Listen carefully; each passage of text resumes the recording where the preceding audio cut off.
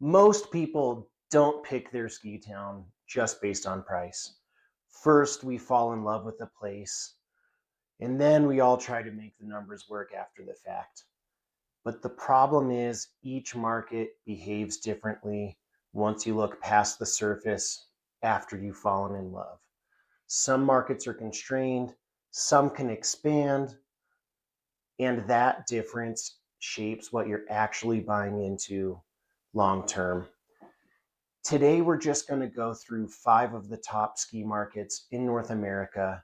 We're talking Aspen, Jackson, Park City, Big Sky, Montana, and of course, Telluride, Colorado. And we're just going to look quickly at 3 things in each one: how the market is structured, what pricing looks like right now, and what does the development pipeline tell us about future supply and supply and demand. That last piece is the one that most buyers don't look at closely enough. So let's get into it. Before we go market by market, let me explain what we're actually looking for. In ski town real estate, long-term value comes down to just one word: scarcity. When supply is physically or legally constrained and global demand keeps showing up, values just move in one direction over time. And of course, that's the story of Aspen. That's the story of Jackson. And I believe that's the story Telluride is in the middle of right now. So let's go through each market, starting with the benchmark. Aspen, Colorado is the most fully integrated ski town in the world.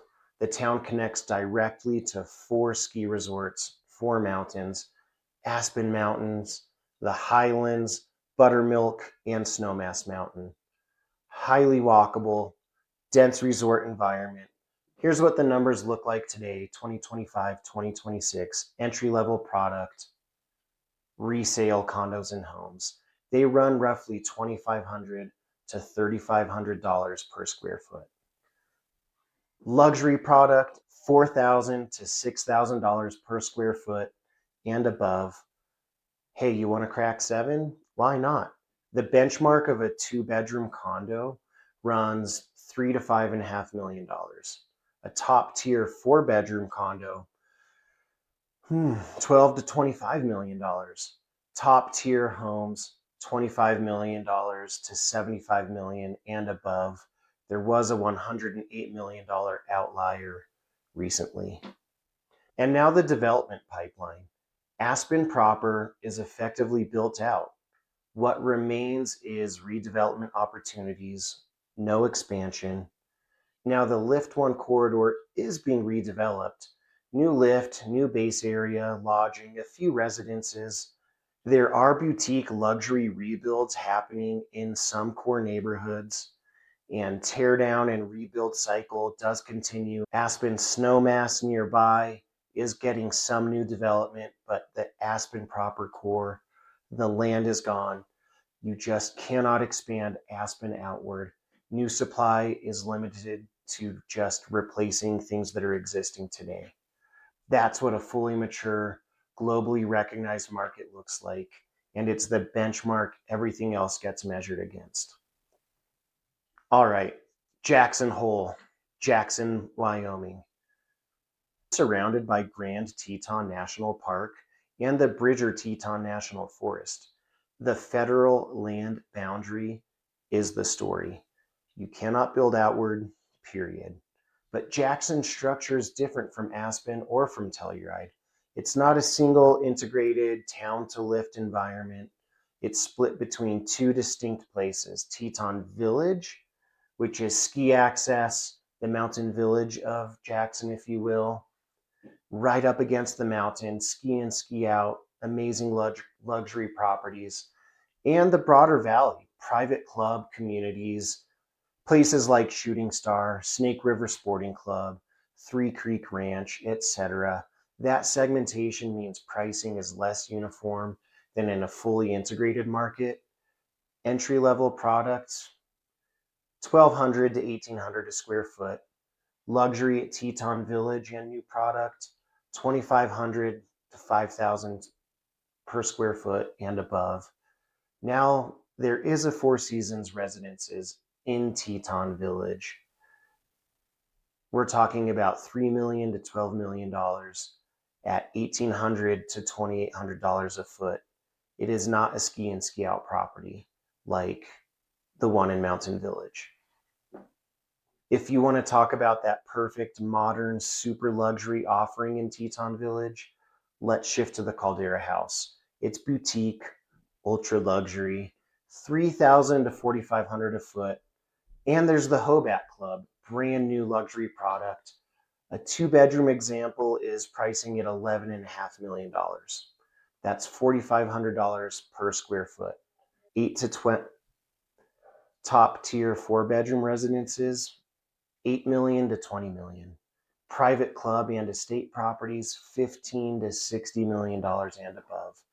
Notably, 2025 high-end sales reached only 40 million and above. Many of these transactions are off market because Wyoming is a non-disclosure state.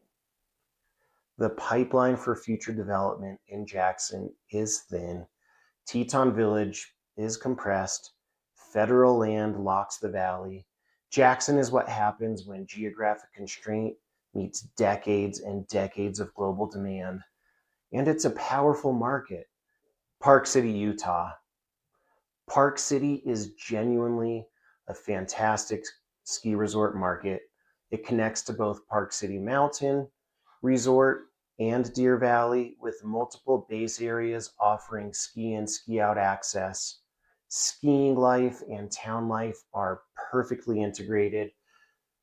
Though the footprint is significantly larger and more spread out than, say, Telluride or Aspen, it is the most accessible market on this list. I'm talking about 35 minutes from a major international airport in Salt Lake City.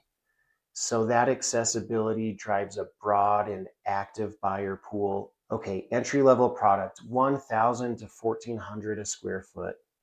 Luxury product, 1,500 to 2,300 and above. That means 2-bedroom condo benchmark, we're talking 900,000 to $2.5 million, with 4-bedroom condos at $4 to $10 million.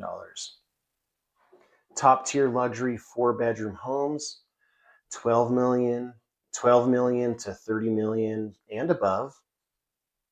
Notable sales in 2025, $25 million to $35 million transactions in Deer Valley and in those private club communities. Now, here's where Park City separates from the other markets on this list. Park City is currently undergoing the absolute largest ski market expansion anywhere in North America, and it centers on Deer Valley's brand new developing East Village.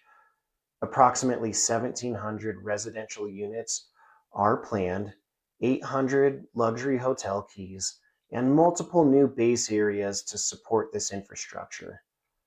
And the branded product, we're getting serious. Four Seasons Deer Valley. These are residences from 17 million and above. The Grand Hyatt Deer Valley, resale running 23 to 2,600 a foot. Waldorf Astoria, approximately 350 units, 1.7 to $9 million. And there's a variety of townhomes going in that are priced roughly from $7 to $9 million. There's private estate homes at $13 to $20 million. And the surrounding areas, Jordanelle, Heber, these continue to add close by supply across multiple price tiers. So in other words, Park City is a very strong market with very strong demand, but supply can expand with that demand. And so it's just fundamentally a different investment thesis than a market where build out is physically complete. Okay, Big Sky, Montana. Big Sky has had a remarkable decade. If you haven't been, Big Sky is built around Big Sky Resort with connected terrain at Moonlight Basin and multiple nearby private communities, including the Yellowstone Club and Spanish Peaks. Unlike Aspen, Telluride, or Park City, it is not a centralized place, walkable, town to lift environment. The market is spread across several distinct places. Movement between them does require driving, and that's just a different lifestyle and structure. Let's talk about entry level product, 1,100 to 1,600 a square foot. Luxury products, 1,800 to 3,000 per square foot and above. Your basic 2-bedroom condo, 1.3 to $2.5 million. 4-bedroom condo, 4 million to 8 million. A 4-bedroom home, 6 to 35 million and above. Let's talk about notable 2025 sales, 25 to 40 million. I'm talking about in the Yellowstone Club and other private communities surrounding Big Sky Resort. So let's talk about the development pipeline. One and only Moonlight Basin. This was just built in 2025. We're talking about ultra luxury resort, branded residences, the first one and only resort in the United States, the first one and only ski property in the world. Residences here range from 8 to 25 million and above. And there's also a Montage at Big Sky at the Spanish Peaks. This is a resort plus residences integrated within this private club community that's really taken off at Big Sky. Oh, $5 to $15 million. Yellowstone Club, Spanish Peaks, Moonlight Basin, they're all continuing to expand, ongoing ultra luxury home developments with club-based ownership. And of course, there's continued infrastructure investments at Big Sky being the public ski resort. Multiple layers of luxury development across all of these areas in Big Sky is happening at the same time. And it's an exciting story, especially if you're early in it. But the supply picture here looks very different from a market where land is essentially spoken for. All right, let's bring it home. Telluride, Colorado. I've lived in Telluride since 2009, and I grew up in the outside area. I've watched this market through multiple cycles, and I'll tell you, the structural case here is unlike anywhere else on this list. Telluride does sit at the end of a box canyon. It's surrounded by national forest and steep mountain terrain. Unlike most resort towns that can expand into surrounding valleys, Telluride really cannot. And then there's the valley floor conservation easement. The large open meadow at the entrance to town, 500 pristine acres filled with elk and not one structure except for that gas station. The land that would have been the most natural expansion area, well, it was permanently protected from development years ago. That decision is now one of the most important factors in the long-term investment case for Telluride, Colorado. The town of Telluride and Mountain Village are connected by the famous free gondola. You can walk out of your house anywhere in town. You can easily get to the gondola. It's never further than, say, a 5 to 7 minute walk, if that. And you access the entire ski resort without ever touching a car. That level of integration, town skiing, amenities, all of it connected in a market is just genuinely rare. And from the Mountain Village side, we're also talking about a small village core with a few hotels with private residences, and then most of the actual homes just spread out up into the ski area itself. They range on, say, 1 to 1.5, sometimes a 2-acre lot, many of them being ski in, ski out residences that are mostly built out, but there still are some opportunities. But the point is, you can ski directly into your home, whether it's a private house or into the town of Mountain Village. All of the main hotels are basically ski in, ski out. Okay, so let's talk about the numbers. In 2025, 2026, entry-level product, 1,700 to 2,300. per square foot. Luxury homes, 2,400 to 3,400 a foot. What does your basic 2-bedroom condo cost? Let's say $2 million. Sometimes less, sometimes more. Top tier 4-bedroom home, let's say top tier 4-bedroom home in the town of Telluride, let's say $9 to $12 million. In Mountain Village, potentially a little bit cheaper. The development pipeline, this is where Telluride's story becomes very clear. Yes, we have a ski in, ski out, 4 seasons resort with private residences going next to the gondola in the town of Mountain Village. It's under construction right now. And this is where the new pricing ceiling for Telluride has been established.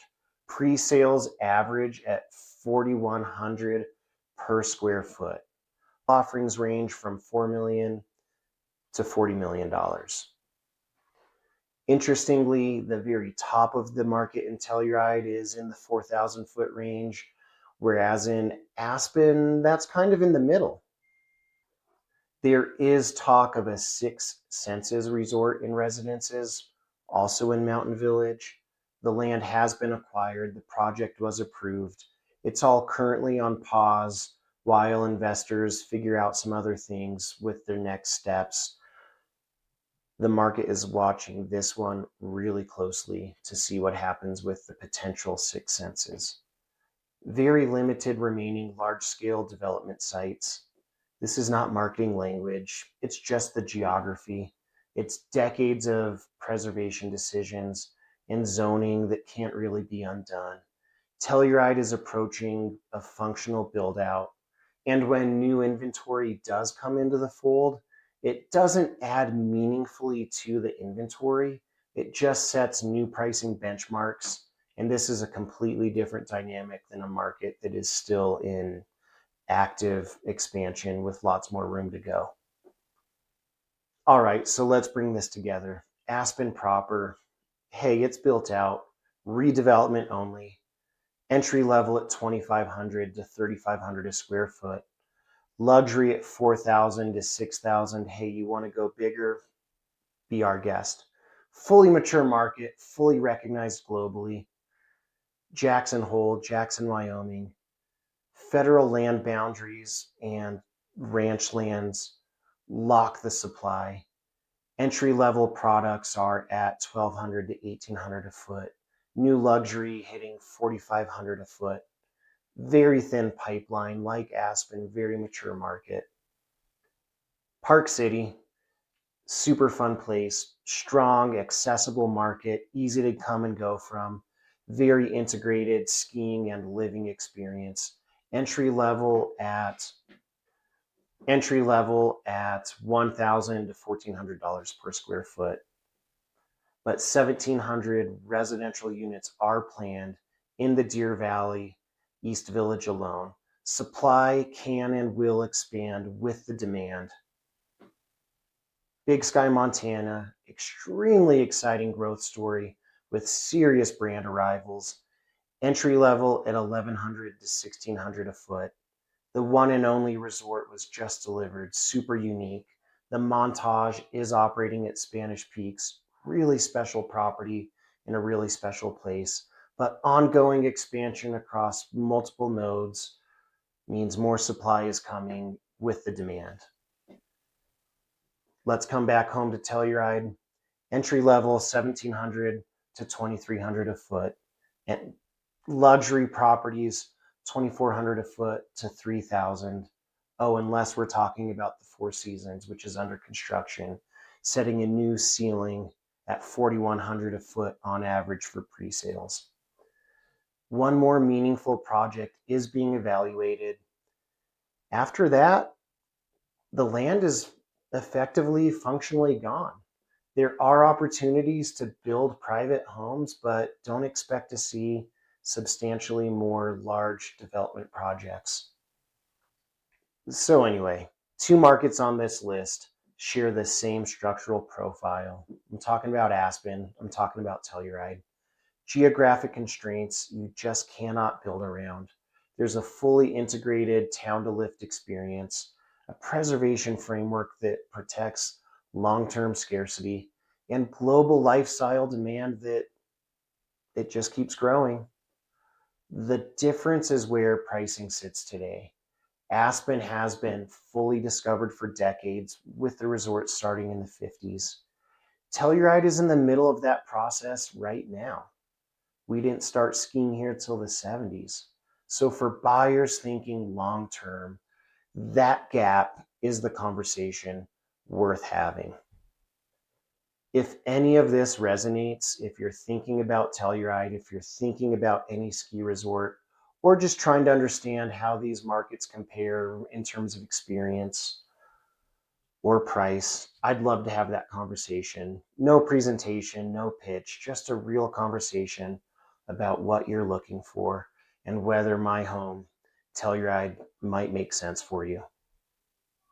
This channel is where my brother Ryan and I cover Telluride real estate beyond the highlight reel, the lifestyle, the stuff that actually matters when you're deciding whether a place is right for you. Hit follow, and we'll see you on the next one.